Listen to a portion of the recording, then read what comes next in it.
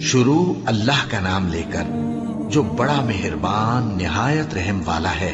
سب تعریف اللہ ہی کو ہے جس نے اپنے محبوب بندے محمد صلی اللہ علیہ وآلہ وسلم پر یہ کتاب نازل کی اور اس میں کسی طرح کی گجی اور پیچیدگی نہ رکھی، بلکہ سیدھی اور سلیس اتاری تاکہ لوگوں کو عذاب سخت سے جو اس کی طرف سے آنے والا ہے ڈرائے، اور مومنوں کو جو نیک عمل کرتے ہیں خوشخبری سنائے کہ ان کے لیے ان کے کاموں کا نیک بدلہ یعنی بہشت ہے جس میں وہ ہمیشہ رہیں گے، اور ان لوگوں کو بھی ڈرائے جو کہتے ہیں کہ اللہ نے کسی کو بیٹا بنا لیا ہے۔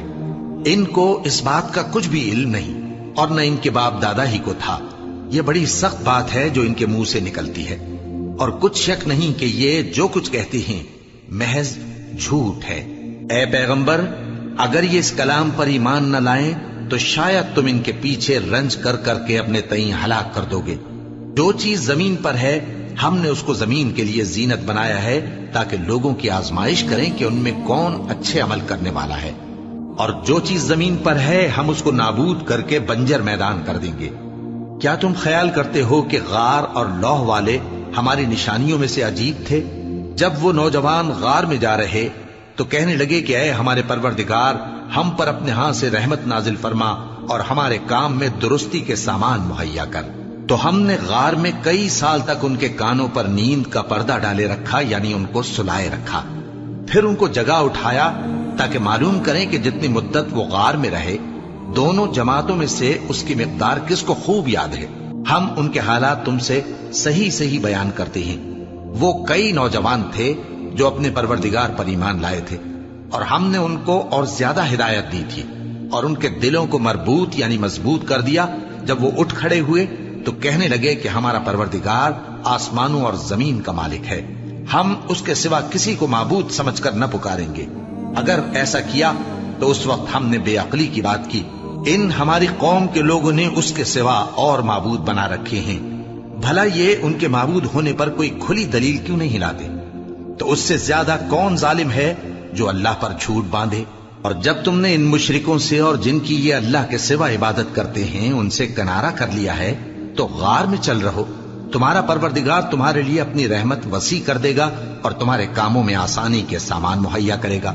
اور جب سورج نکلے تو تم دیکھو کہ دھوپ ان کے غار سے داہنی طرف سمٹ جائے، اور جب غروب ہو تو ان سے بائیں طرف کترا جائے، اور وہ اس غار کے کشادہ حصے میں تھے۔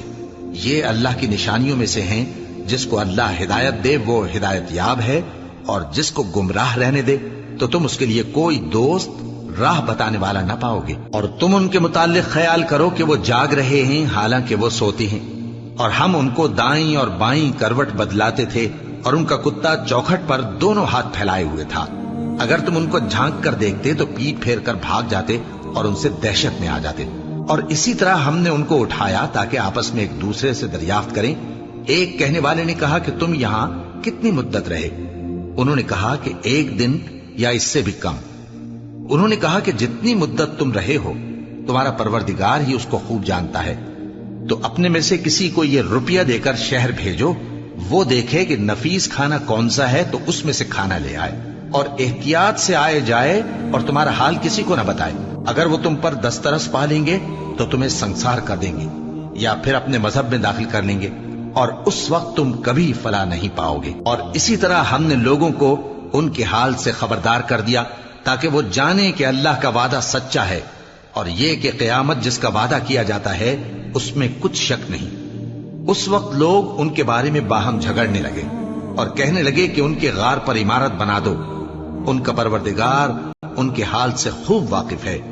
جو لوگ ان کے معاملے میں غلبہ رکھتے تھے وہ کہنے لگے کہ ہم ان کے غار پر مسجد بنائیں گے۔ بعض لوگ اٹکل پچو کہیں گے کہ وہ 3 تھے اور چوتھا ان کا کتا تھا، اور بعض کہیں گے کہ وہ 5 تھے اور چھٹا ان کا کتا تھا، اور بعض کہیں گے کہ وہ 7 تھے اور 8واں ان کا کتا تھا۔ کہہ دو کہ میرا پروردگار ہی ان کے شمار سے خوب واقف ہے، ان کو جانتے بھی ہیں تو تھوڑے ہی لوگ جانتے ہیں۔ تو تم ان کے معاملے میں بحث نہ کرنا مگر سرسری سی بحث، اور نہ ان کے بارے میں ان میں سے کسی سے کچھ دریافت ہی کرنا۔